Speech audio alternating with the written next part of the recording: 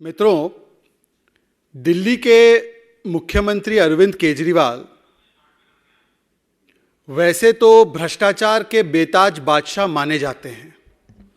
ना उन्होंने दारू छोड़ी, ना दवा छोड़ी, ना शिक्षा छोड़ी, ना शीश महल छोड़ा, ना कक्षा छोड़ी, ना लैब टेस्ट छोड़ा। ऐसा कोई विभाग नहीं जहां केजरीवाल एंड कंपनी ने ठगा नहीं, लूटा नहीं।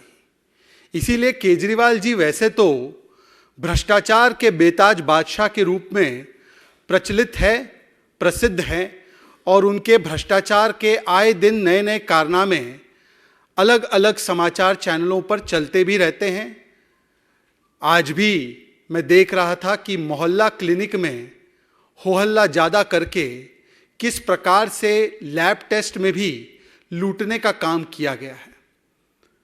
परंतु केवल अरविंद केजरीवाल को दिल्ली की जनता और भारत की जनता भ्रष्टाचार का बेताज बादशाह नहीं कह रही है। आज दिल्ली की जनता विवश है केजरीवाल को भगोड़ा केजरीवाल कहने के लिए। भगोड़ा केजरीवाल विचित्र स्थिति है, और यह विचित्र स्थिति इसलिए निर्माण हुई है क्योंकि जब एनफोर्समेंट डायरेक्टोरेट 5-5 समन जारी करता है एक बेहद गंभीर शराब घोटाले के मामले में, तब अरविंद केजरीवाल भाग जाते हैं। समन्स दिए गए हैं पर वो पेश नहीं होते हैं, एजेंसीज के साथ, इन्वेस्टिगेशन के साथ कोऑपरेट नहीं करते हैं।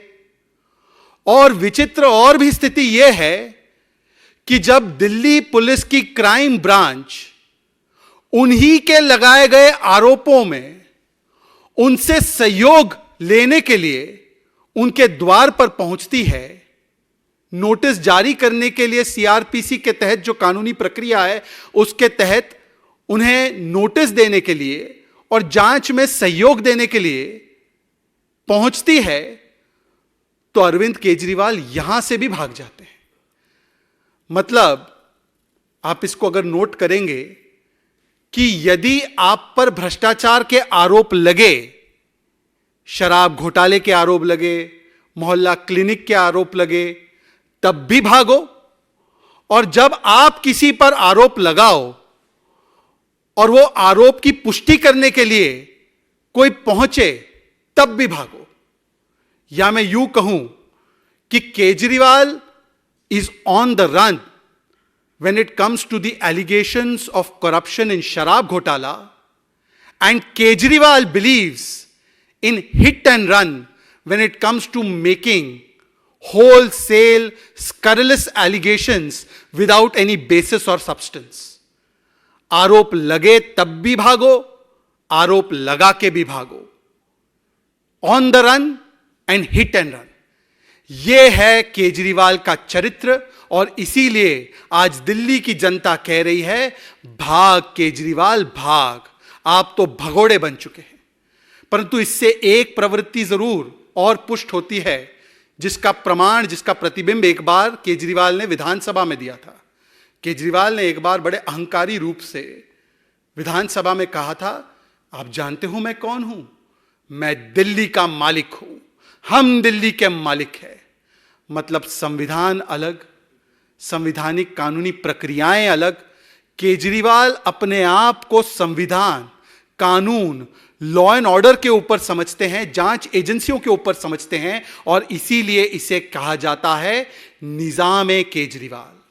आज ये निजाम केजरीवाल का आपको यहां पर एक परिचायक मिलता है, जब केजरीवाल 5 समन से भागते भी है, और जब केजरीवाल उनके ही लगाए गए आरोप है उसमें जब क्राइम ब्रांच उनके पास पहुंचती है तब भी वो भागते हैं। ये भगोड़े केजरीवाल, जिनका विश्वास केवल निजाम केजरीवाल में है, संविधान में कोई विश्वास नहीं है। इसीलिए ऑन द रन से लेकर हिट एंड रन, ये इनकी राजनीति है। अब आपको शायद याद होगा कि इस विषय में कुछ दिन पहले केजरीवाल जी ने ट्वीट करके, आतिशी उनकी एक मंत्री है, उन्होंने और अलग अलग नेताओं ने बड़े गंभीर आरोप लगाए थे कि 7 विधायकों की, पब्लिक सर्वेंट्स की खरीद फरोख्त हो रही है, पैसे वैसे इकट्ठे कर दिए गए भारतीय जनता पार्टी के द्वारा। ये गंभीर आरोप थे। वैसे जब इस श्रेणी के आरोप लगाए जाते हैं तो प्रिवेंशन ऑफ करप्शन एक्ट जिसने पढ़ा होगा उसको पता होगा कि करप्शन के इतने गंभीर आरोप लगाने पर आपका ये कर्तव्य है कि आप स्वयं जाकर प्रूफ दे दो, आप स्वयं जाकर सारे सबूत दे दो, क्योंकि पब्लिक सर्वेंट को इन्फ्लुएंस करना किसी भी गलत तरीके से, इसकी जानकारी भी यदि आपके पास है तो इसको आपको तुरंत कानूनी एजेंसियों के पास रखना है ताकि जांच शुरू हो। हम रुके रहे पर केजरीवाल जी एजेंसियों के पास जाना, पुलिस के पास जाना तो दूर, केजरीवाल जी आरोप लगाकर चुप हो गए। उल्टा भारतीय जनता पार्टी के नेता, क्योंकि भारतीय जनता पार्टी नैतिकता की राजनीति करती है, क्योंकि भारतीय जनता पार्टी के पास छिपाने के लिए कोई बात नहीं है, तो भारतीय जनता पार्टी के नेताओं ने डेलीगेशन बनाकर दिल्ली पुलिस को कहा कि जांच कीजिए। और हम कह रहे हैं कि हमारे पास तो कुछ नहीं है, हमने कुछ नहीं किया, पर इसमें जांच होनी चाहिए, और हमने शिकायत दर्ज की। और आज जब दिल्ली पुलिस पहुंची है, क्राइम ब्रांच पहुंची है इसी जांच में सहयोग मांगने के लिए, तो आज अरविंद केजरीवाल और उनकी मंत्री और सारे लोग जो ये आरोप लगा रहे हैं वो केजरीवाल भाग की स्थिति में खड़े हुए। इसका मतलब क्या है? इसका मतलब यह है कि यह आरोप उसी आरोप की तरह है जो आरोप अरविंद केजरीवाल एक समय पर बिना सिर पैर के लगाते थे गडकरी जी के खिलाफ। यह तस्वीर याद है आपको? यह बड़ी ऐतिहासिक तस्वीर है।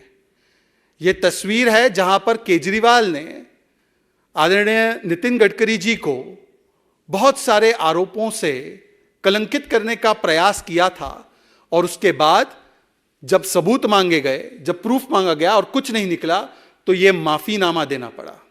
यह केजरीवाल का माफीनामा नंबर 1। यह भी आपको याद होगा, यह केजरीवाल का माफीनामा नंबर 2 जो स्वर्गीय अरुण जेटली जी को उन्होंने दिया था, क्योंकि उस समय पर भी यही हिट एंड रन की पॉलिटिक्स में आरोप लगाओ, शूट करो, स्कूट करो, कोई तथ्य प्रमाण कभी मत दो। और इसीलिए आज अरविंद केजरीवाल जी, क्या यह आरोप उसी आरोप की तरह है जिसके लिए आपने गडकरी जी से माफी मांगी थी, जिसके लिए आपने स्वर्गीय अरुण जेटली जी से माफी मांगी थी? वैसे इसी श्रृंखला में ये कितने बड़े धोखेबाज और कितने बड़े यूटर्न मास्टर्स है, इसका एक और प्रमाण मैं आपको देता हूं। यह आपको याद होगा कि 800 करोड़ रुपए भारतीय जनता पार्टी ने इकट्ठा करके रखे हैं। यह अगस्त 2022 में आरोप लगाया गया था आम आदमी पार्टी के द्वारा। आपको याद होगा उनके एक नेता जो अमूमन चिल्ला चिल्ला कर बोलते हैं, उन्होंने कई प्रेस कॉन्फ्रेंसेस की थी और कहा था 800 करोड़ रुपए भाजपा ने इकट्ठा करके रखे हैं, हमारे विधायक तोड़ रहे हैं और हम ऑडियो टेप जारी करने वाले हैं। अब मैं आपसे पूछना चाहता हूं मीडिया के मेरे सम्मानित मित्रों, सुनकर देखो, सुनकर देखो, सुनकर देखो जी। ममता राहुल मोदी बोले, लिखे जितेंद्र जी,